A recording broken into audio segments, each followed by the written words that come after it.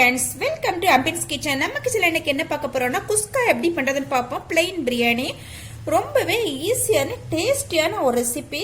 அதுக்கு முன்னாடி நம்ம சேனலை என்ன சப்ஸ்கிரைப் பண்ணாதவங்க சப்ஸ்கிரைப் பண்ணிக்கோங்க. அப்படியே பக்கத்துல இருக்கிற பெல் பட்டன் அமுத்திக்கோங்க. அப்பதான் அப்லோட் பண்ற எல்லா வீடியோ உங்களுக்கு உடனுக்குடன் கிடைக்கும். வாங்க எப்படி பண்ணலாம்னு பாப்போம். குஸ்கா பண்றதுக்கு நான் ஒரு அடிக்கனமான பாத்திரம் அடுப்புல வச்சிருக்கிறேன். இது நல்லா காயட்டும்.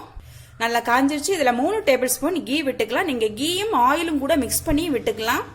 கீ நல்லா காஞ்சிருச்சு. இதுல ஒரு பே லீஃப், ஒரு பட்டை, 2 ஏலக்காய், 3 கிராம்பு. இப்ப இதுல ஒரு பெரிய வெங்காயம் சேர்த்துக்கலாம். நீட்டு வாக்குல நறுக்குன ஒரு பெரிய வெங்காயம். வெங்காயம் ஓரளவு வதங்கிடுச்சு. இப்ப நம்ம தக்காளி சேர்த்துக்கலாம். நீட்டு வாக்குல நறுக்குன ஒரு பெரிய தக்காளி.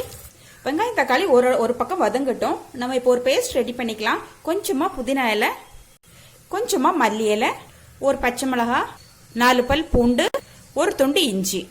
இப்ப இதை கிரைண்ட் பண்ணிட்டு வந்துடலாம். கொஞ்சமா தண்ணி சேர்த்து இதை நல்லா கிரைண்ட் பண்ணியாச்சு. தக்காளி ஓரளவு வதங்கிடுச்சு. இப்ப அரைச்சி வச்ச பேஸ்ட் போட்டுக்கலாம்.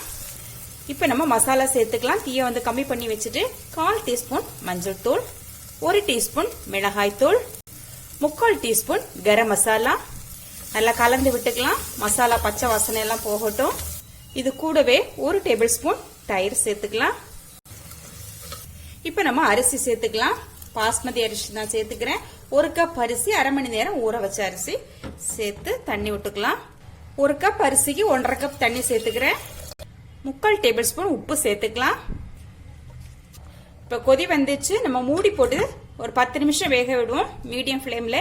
விசில் போடுறதா இருந்தா நீங்க குக்கர்ல ஒரு விசில் போட்டு எடுத்துக்கலாம்.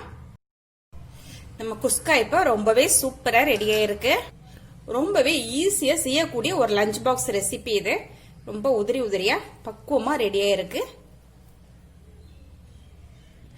ஓகே ஃப்ரெண்ட்ஸ், இந்த ரெசிபி உங்களுக்கு பிடிச்சிருந்தா ஆம்பியன்ஸ் கிச்சனை சப்ஸ்கிரைப் பண்ணி, லைக் பண்ணி, ஷேர் பண்ணி, கமெண்ட் பண்ணுங்க. மீண்டும் நல்லதொரு ரெசிபியோட உங்களை சந்திக்கிறேன். Bye by.